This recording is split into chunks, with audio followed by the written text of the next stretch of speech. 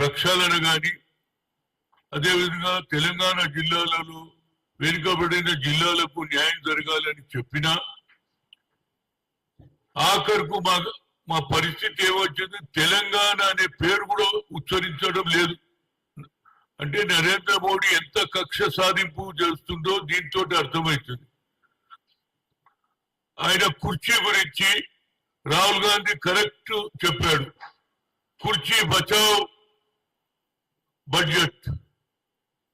ఎవరైతే బీహార్ ఆంధ్రలో వాళ్ళు సపోర్ట్ చేసినటువంటి ప్రభుత్వానికి వాళ్ళు ఇచ్చినటువంటి అన్ని విధాల అమరావతి కావచ్చు, పోలవరం కావచ్చు, అన్ని కూడా వారికి చేయడం, అదే విధంగా గతంలో ఆంధ్రలో స్పెషల్ స్టేటస్ అన్నారు, అది ఇవ్వలేదు కాబట్టి అన్ని తరాల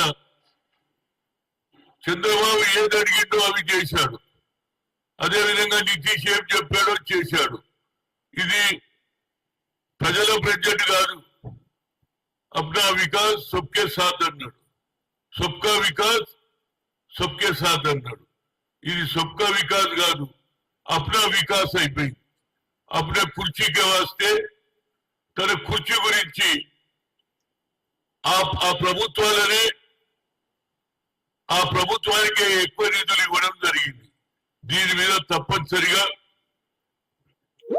పార్లమెంట్ లో మనకు 240 మాకు 90 సీట్లు వచ్చినా ఇండియా అలయన్స్ కు 240 వచ్చినాయి కనుక వాళ్ళు తప్పనిసరిగా పార్లమెంట్ లో నిలదీయాలని, అదే విధంగా అన్ని రాష్ట్రాలకు సౌత్ లో ముఖ్యంగా అన్యాయం జరిగింది కాబట్టి, కేవలం ఆంధ్రకే లాభం జరిగింది కాబట్టి దీని మీద పార్లమెంట్ లో రాహుల్ గాంధీ నిలదీయాలని కోరుతున్నా.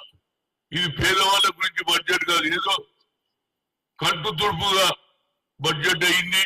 అందులో తెలంగాణకు చీరని అన్యాయం జరిగింది. ఇది కుర్చీ బచావ్ బడ్జెట్ అని చెప్తున్నా. దీని మీద పార్లమెంటులో ఇంకా 12 వరకు జరుగుతుంది కాబట్టి ఈ పార్లమెంటులో ఎప్పటి వరకు అయితే నరేంద్ర మోడీ తప్పనిసరిగా దిగి రావాలి, పార్లమెంటులో నిలదీయాలి. అప్పుడే ఈ ప్రభుత్వానికి కళ్ళు తెరవడం జరుగుతుందని ఒక మాజీ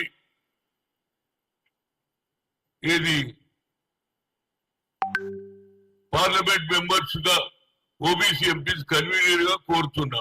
దీన్ని తప్పనిసరిగా పార్లమెంటులో నిలదీయాలి. మనకు 240 మెజార్టీ ఉంది కాబట్టి అప్పుడే ప్రభుత్వం దిగి వస్తుంది అనేది నా ఉద్దేశం. అది పోతే నేను గత యువజన కాంగ్రెస్ నుంచి పిసిసి నుంచి ఎక్కడ అన్యాయం జరిగితే అక్కడికి వెళ్ళడం నా ఆనవాయితీ. అది ఆదిపూర్లో కానీ ఖమ్మంలో రైతుల ఏదైతే సంఖ్యలు వేసినప్పుడు కానీ, అదేవిధంగా సిరిసిల్లలో ఎస్సీలకు అట్రాసిటీ మీద కానీ ఈ విధంగా పోతున్నా. నిన్న రామాపురం, గడిగూడెం, సూర్యాపేటలో ఏదైతే పింగళి వెంకయ్య గారి జెండా తయారు చేయడం నడిగూడెంలోనే జరిగింది. ఆ పక్కకే రామాపురం అనే విలేజ్ ఉన్నది. అక్కడ ఎరుకల వాళ్ళ తాత ముత్తాతల నుంచి వచ్చినటువంటి భూమి 2 ఎకరాల 2.5 ఎకరాలు ఉంటే ఆ తల్లి ఆయన మామ ఇచ్చినటువంటి పేరు మీద ఉన్నది. 2003 వరకు ఆమె మామ పేరు ఉన్నది, మేడం సత్తయ్య. కొడుకు పేరేమో మేడం చిల్కయ్య. వాళ్ళ ఇంటికి పోయినా, అదేవిధంగా ఎంఆర్ఓ ఆఫీసుని కలిసిన ఇదే అన్యాయము. 2003 వరకు పట్టా కాయిదాలు ఉన్నాయి. ఆ భూమి ఎవరితో ఉన్నది, వాళ్ళ దగ్గర సర్వే నెంబర్ తో సహా పాస్బుక్లు ఇచ్చారు. కానీ ఆ తర్వాత పుట్ట తిప్పల వల్ల ఇతర గ్రామాలకు వెళ్ళిండ్రు. 5-10 ఏళ్ళు బయట ఉంటే పక్కకున్నటువంటి భూమి వాళ్ళు దాన్ని కబ్జా చేయడం, దాన్ని మీద వాళ్ళ పేరు రాయడం జరిగింది. దాని మీద నేను చెప్పాను ఇది న్యాయమైన కేసు, తప్పనిసరిగా వీరికి ఇప్పించే వరకు నేను ఊరుకోనట్టే లేదు సార్.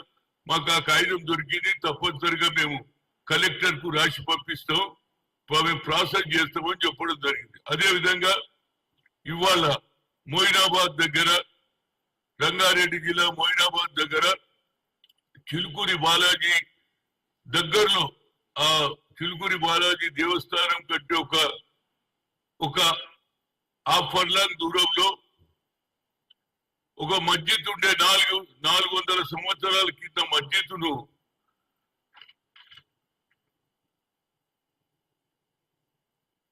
కిరణ్ రెడ్డి అనే ఎవరైతే వెంచర్ చేస్తున్నాడో 14 ఎకరాల భూమి ఆయన వెంచర్ చేస్తున్నాడో అందులో మస్జిద్ కూడా ఉండే. ఆ మస్జిద్ను రాతో రాత్ కూలగొట్టేశారు. దాని మీద ఇవాళ పోలీసు అంతా చేస్తుంది. నా ఉద్దేశంలో ఇవాళ కొత్త లా వచ్చింది, 3 లాస్ ఇంప్లిమెంట్ చేస్తామని రవి గుప్తా గారు డీజీపీ గారు అది రావడంతో ఇది ఇంప్లిమెంట్ అన్నారు. ఇప్పటి వరకు ఆ కేసు ఏమైంది అనేది నా ఉద్దేశం పట్టుకోవడం కాదు, ఎవడైతే కూలగొట్టిండో కేసు నడవాలి, కూలగొట్టినోడే మస్జిద్ కట్టియాలి, అప్పుడే న్యాయం జరుగుతుంది. ఏదో ఒక్కోడు వాళ్ళు కాదు. అట్లయితే ఇక ప్రతి ఒక్కడు కూలగొడతాడు, మళ్ళీ మేమే కట్టించుకుంటామంటారు. కనుక దాని మీద ఆ మస్జిద్ను కిరణ్ రెడ్డి గారే ఎవరైతే వెంచర్ చేస్తాడో కూలగొట్టినాడు ఆ మస్జిద్ను మంచి కట్టియాలి, అప్పటి వరకు ఊరుకునేది లేదు. అదేవిధంగా లా ప్రకారంగా ఏదైతే గతంలో ఉన్నటువంటి డీజీపీ ఏమన్నాడు, మేము 3 లాలను ఇంప్లిమెంట్ చేస్తా అంటూ నేను అడిగిన విజయ్ కుమార్ అని అడిషనల్ డీసీపీ తో మాట్లాడిన.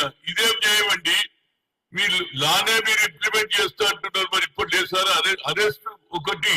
రెండోది ఏమిటంటే ఈ గుళ్ళల్లో, మస్జిద్లలో, చర్చిలలో, గురుద్వారాలో ఏ భూమిని కూడా, ఏ గుడిని గాని, మస్జిద్ని గాని, అదేవిధంగా చర్చిని గాని, అదే